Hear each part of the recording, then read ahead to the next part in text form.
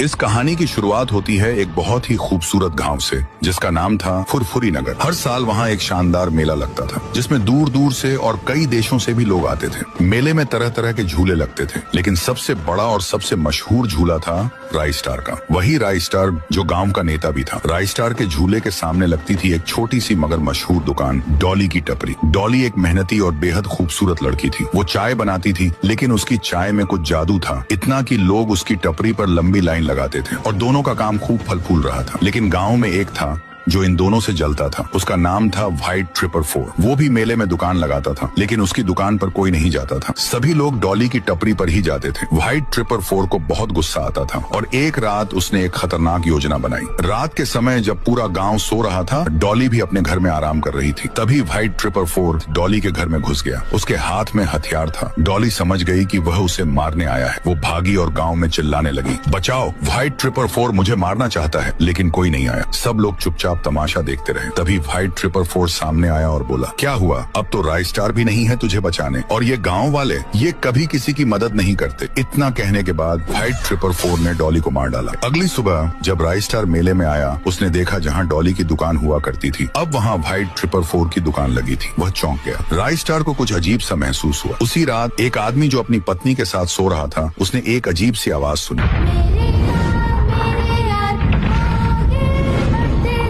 जैसे ही वो बाहर आया, उसने देखा कि एक डरावनी सी डॉल खड़ी थी। उस डॉल ने गाना गाया और वो आदमी एक छोटी सी डॉल में बदल गया। फिर वह डॉल मुस्कुराते हुए चली गई। सुबह तक कई लोग गायब हो चुके थे। हर घर के पीछे एक अजीब सी डॉल पड़ी थी। गांव वाले डर गए और राई स्टार के पास पहुंचे। तभी एक लड़की आई और बोली, मैंने उस डॉल को देखा था, वो डॉली थी। राई स्टार हैरान हो गया। डॉली तो चली गई थी। लड़की ने कहा, कुछ दिन पहले व्हाइट 444 ने डॉली को मार दिया था और गाँव वाले बस देखते रहे। अब डॉली बदला ले रही है। राई स्टार सब समझ गया। उस रात गाँव के बीचों बीच एक हवन कुंड बनाया गया। राई स्टार ने डॉली की आत्मा को बुलाया और कहा, डॉली, अगर तुम मुझे सुन सकती हो तो आओ, मुझे तुमसे बात करनी है। तभी डॉली की आत्मा आकाश से नीचे उतरी। राई स्टार बोला, मुझे पता है तुम्हारे साथ बहुत गलत हुआ, लेकिन जो तुम अब कर रही हो वो भी सही नहीं है। अगर बदला लेना ही है तो व्हाइट 444 से लो। मैं दिन में कुछ नहीं कर सकती, मैं गाँव के बाहर भी नहीं जा सकती। तभी राई स्टार के दिमाग में एक योजना आई। वह व्हाइट 444 के घर पहुंचा। व्हाइट 444 गहरी नींद में सो रहा। राई स्टार घर के अंदर एक नींद का बम फेंकता है। व्हाइट 444 बेहोश हो गया। जब उसकी आंख खुली, उसने देखा पूरा गांव उसे घेर चुका है और सामने थी डॉली। उसकी आंखों में गुस्सा और बदला। राई स्टार ने स्मोक बम फेंका और बोला, डॉली,